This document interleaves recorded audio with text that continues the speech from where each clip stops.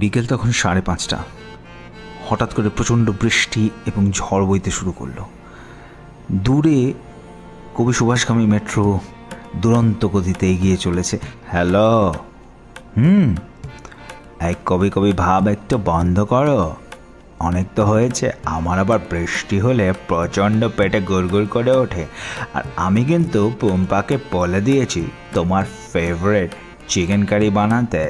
হ্যাঁ, চিকেন কারিটা কিন্তু আমার দারুণ লাগে। এই বৌদির হাতের চিকেন কারিটার কিন্তু একটা অদ্ভুত ব্যাপার আছে। অদ্ভুত ব্যাপার? তোমার বৌদি অদ্ভুত, পুরো অদ্ভুত, মানে মানে ফ্যান্টাস্টিক আর কি, মানে সেটাই বলতে চাইছি। সেটা তো বুঝতে পেরেছি, ফ্যান্টাস্টিক তো বটেই, আনলে তোমাকে বিয়ে করে। না সেটা নয়, বকা বকা কথা বলো না।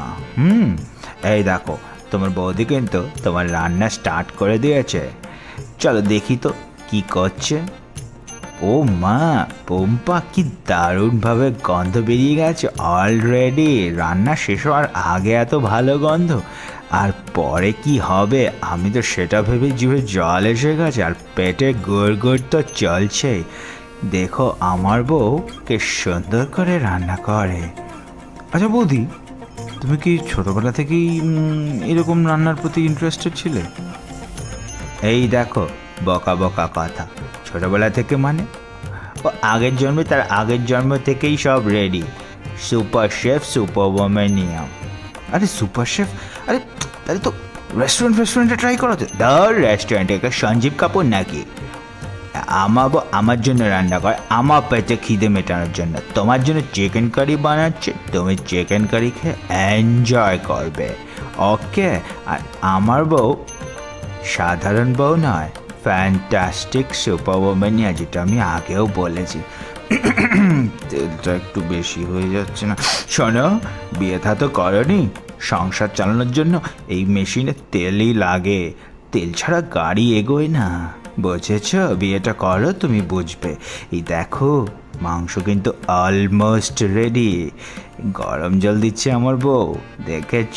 সুপার এক্সপার্ট যাকে বলে। হ্যাঁ বৌদি, তোমার হাতের রান্নাটা কিন্তু অসাধারণ, জানো তো।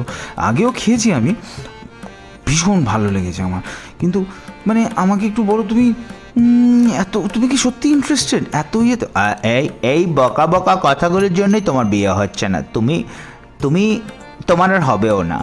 তুমি দেখো, তুমি শুধু দেখো রান্নার স্টাইলটা। এই দেখো, চিকেনটা ঠিক হয়েছে কি না, আলুটা ঠিক হয়েছে না, এগুলো সব দেখে নিতে হবে।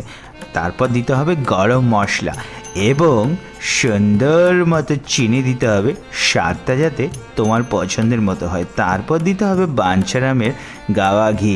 আর এটা কিন্তু বাঞ্ছারাম স্পন্সার্ড নয়। এই চুপ করতো, বাঞ্ছারাম স্পন্সার, তোকে কে স্পন্সার করবে? এমনি বলছি আর কি।